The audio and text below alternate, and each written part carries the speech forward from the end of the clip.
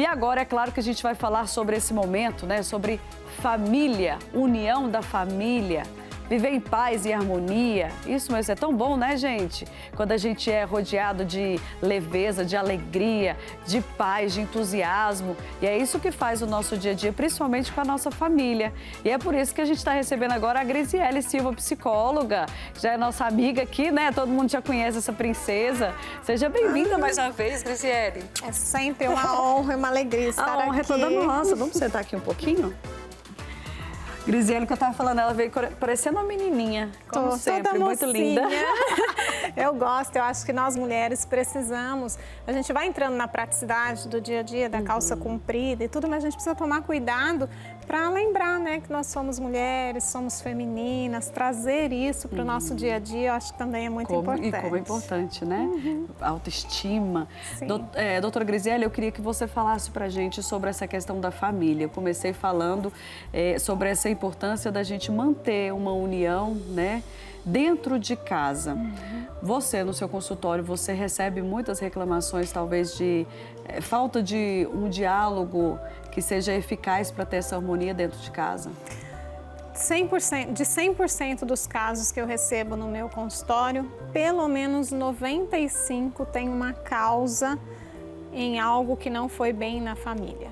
Pelo menos 95, porque eu vou colocar aí 5% de transtornos, de causas pessoais e tal, mas de modo geral, a grande maioria vem de questões familiares que não foram bem resolvidas, de famílias que não conseguiram, por qualquer motivo que fosse, não conseguiram alinhar bem essas relações e isso deixa marcas muito profundas, muito. Então, é uma preocupação que todos nós realmente precisamos ter. Não é à toa que eu sou terapeuta sistêmica. O sistêmico é exatamente isso, é o olhar em torno, olhar em volta, de onde essa pessoa vem, qual é o tipo de relação que ela estabeleceu, quais as pessoas que estiveram a conduzindo na vida para que ela chegasse até aqui. Não adianta eu trabalhar as suas questões pessoais, os seus sintomas, as suas dificuldades, sem entender de onde isso vem, como isso foi formado e trabalhar essas suas relações para que você consiga minimizar esses sintomas, essas dificuldades e viver melhor. Eu acredito também que a gente sabe que dentro de casa existem pessoas que tiveram culturas diferentes, Sim. educações diferentes, é aquele jeito que a gente tem que ter de saber que dentro de casa a gente tem que respeitar as diferenças. Exatamente. Eu vinha pensando nisso, inclusive, no caminho até chegar aqui, que é uma das coisas importantíssimas. Para que a gente dê certo em família ou em qualquer grupo que a gente esteja, precisamos ter essa clareza que cada um de nós somos diferentes. Cada pessoa tem a sua forma de atuação. Cada pessoa tem o seu jeito de lidar com a vida, tem o seu ritmo, tem a sua forma de lidar, tem o seu temperamento pessoal. E as grandes dificuldades acontecem quando alguém, principalmente quem está no comando, não consegue perceber essas diferenças, valorizar essas diferenças, porque todos nós temos coisas positivas. Mas tem aquele filho que responde um pouco mais rápido, tem aquele filho que demora um pouco mais, é mais lento nas respostas, tem aquele filho que precisa sentir mais as coisas para conseguir fazer aquilo que está sendo solicitado. E aí, muitas vezes, principalmente quando esse pai ou essa mãe são mais acelerados, eles acabam, entre aspas, valorizando mais aquele filho que é mais parecido com ele nesse sentido. E aquele outro que tem uma forma diferente de atuação, uma forma diferente de responder para a vida, ele acaba sendo muitas vezes julgado. Esse julgamento faz com que ele diminua o senso de pertencimento, ele fica com uma sensação de que ele não é bem quisto, de que aquele lugar não é, né, para ele, ele fica com um sentimento de inadequação. Quando nós temos um sentimento de inadequação dentro de casa, com a nossa família, nós vamos levar esse sentimento de inadequação para qualquer lugar que a gente vá.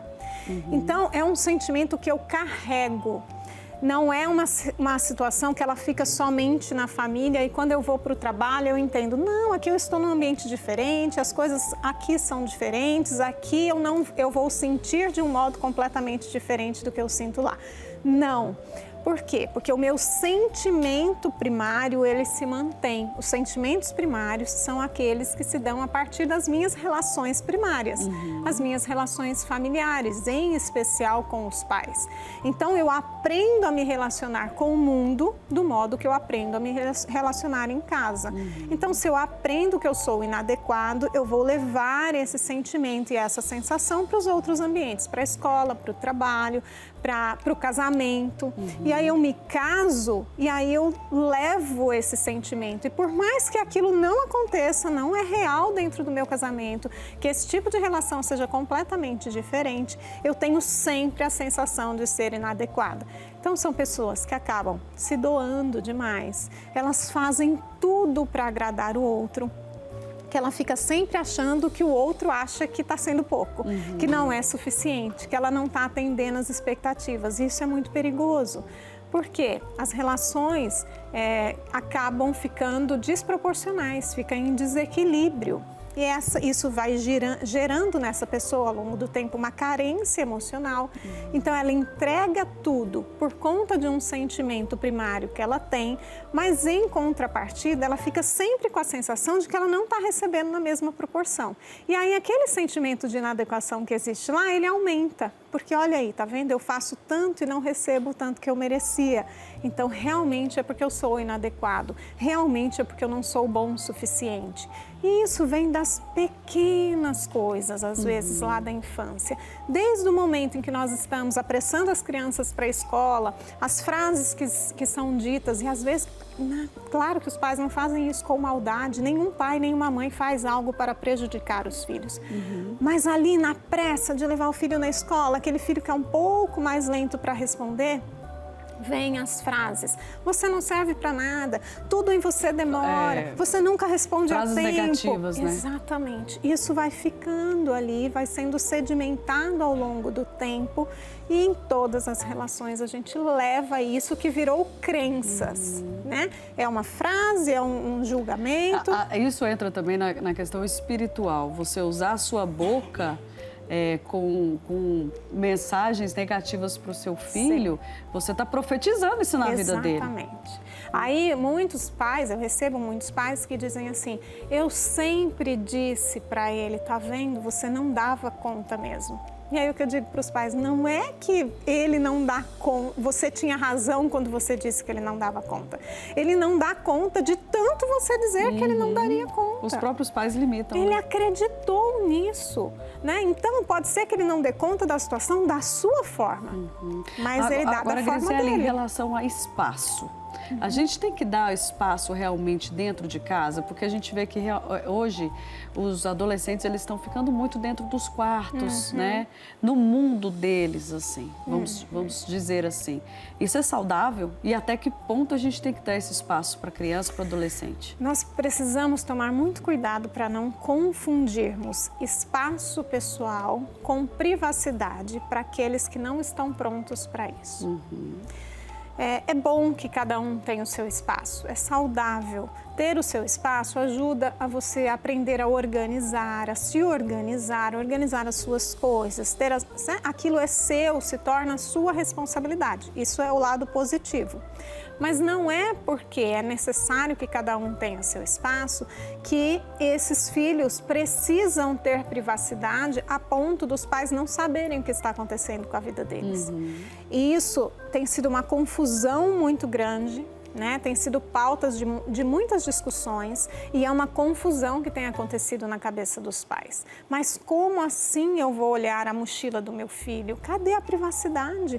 Como assim eu vou olhar no armário se tem alguma coisa escondida? Meu filho tem que ter privacidade. Como assim eu vou fiscalizar o celular do meu filho? Ele tem que ter privacidade. E, na verdade, esses filhos não estão prontos para isso. Se eles estivessem prontos, eles não precisariam de pais. Eles já seriam adultos cuidando da própria vida. Sim, as crianças e os adolescentes precisam de fiscalização. Sim, crianças e adolescentes precisam ser conduzidos. O que a gente vê hoje muito assim, Grisiele, é porque os papéis estão sendo invertidos dentro de casa. A gente vê que tem adolescentes que mandam nos pais. não são poucos. Né? Que o pai não pode falar um pouquinho mais alto, que ele fala mais alto ainda e o pai...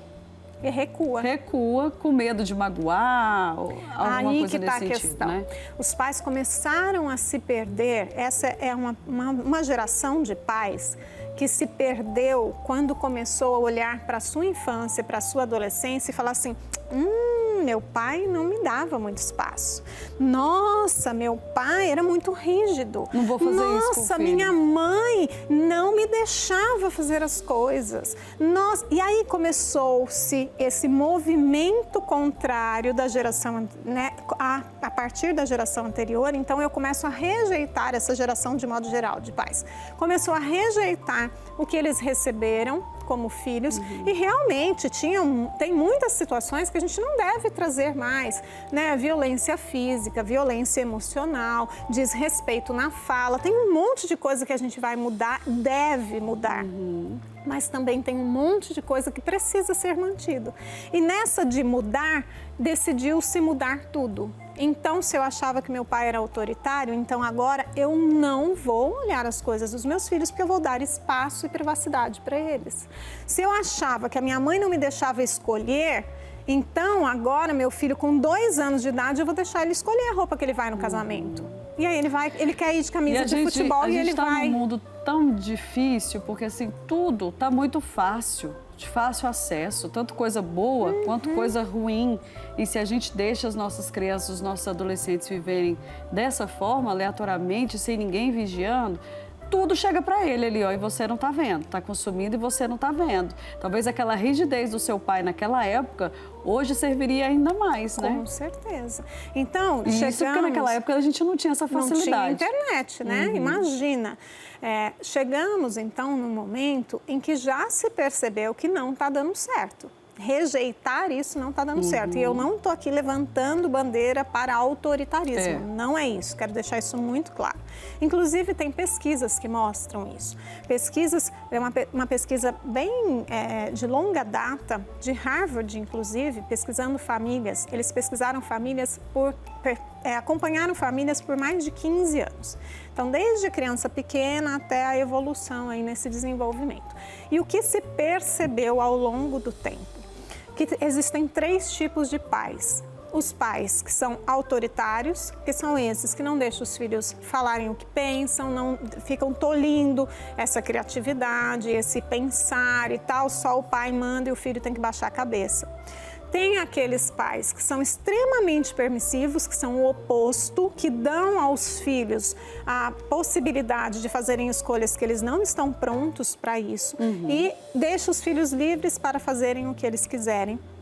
E tem uma terceira categoria de pais que eles chamaram de pais responsáveis, que são aqueles que conseguem dosar. Eu mantenho a minha autoridade com respeito e com afeto, mas eu estou aqui, sou eu que estou no comando. Então, acompanhou-se esses pais para ver o resultado disso na prática nos filhos. E aquilo que a gente já imaginava enquanto ciência, aconteceu. Esses filhos desses pais responsáveis foi o grupo que teve menos, já estudando os adolescentes, o grupo que menos teve envolvimento com drogas, que menos teve envolvimento com álcool, que menos teve gravidez na adolescência, que menos teve problema com delitos, repetição em escola, do ano escolar. Ou seja, foram os filhos mais, entre aspas, ajustados. Aqueles adolescentes que cresceram nesse lar com autoridade, com afeto, se sentindo conduzidos, mas também ouvidos, eles tiveram muito melhores resultados na vida. A questão do autoritarismo que você está falando não é você impor, mas você saber explicar para o seu filho, para a sua filha, o que é bom e o que não é. Porque você é a referência dele dentro de casa, né? Lá em casa mesmo, eu sempre fui muito assim com a minha filha. Graças a Deus, um beijo para minha filha. A gente sempre teve uma conversa muito boa. Nunca precisei impor nada, mas eu sempre orientei. Se você fizer isso, pode acontecer isso e isso. Você acha que isso vai ser bom para você ou não? Deixava ela refletir. Então, eu acredito que nada como uma boa comunicação. A comunicação, ela é o carro-chefe para uma harmonia familiar ou em qualquer relação. Nós precisamos ter uma boa relação, uma boa comunicação, senão essa relação ela não se estabelece de um modo adequado. E esse ponto que você trouxe é importantíssimo. Sim, é importante que a gente explique para os filhos o porquê dos nãos, por que eu não vou deixá-lo ir para uma festa que vai começar a tal hora, em tal lugar, com gente que eu não conheço, tudo que está acontecendo à volta dele, importantíssimo. Porém, quando esse filho não está entendendo aquilo que você está dizendo, aí você vai dizer para ele, independente se você entendeu ou não, quem decide isso sou eu, você não vai. Muito bem. E ter essa coragem de deixar o filho com raiva, bravo, magoado, depois mas ele vai entender. Respeitando. Ele vai entender, pode ter certeza, viu? Grisele, obrigada. Daqui a pouco a gente conversa mais um pouquinho.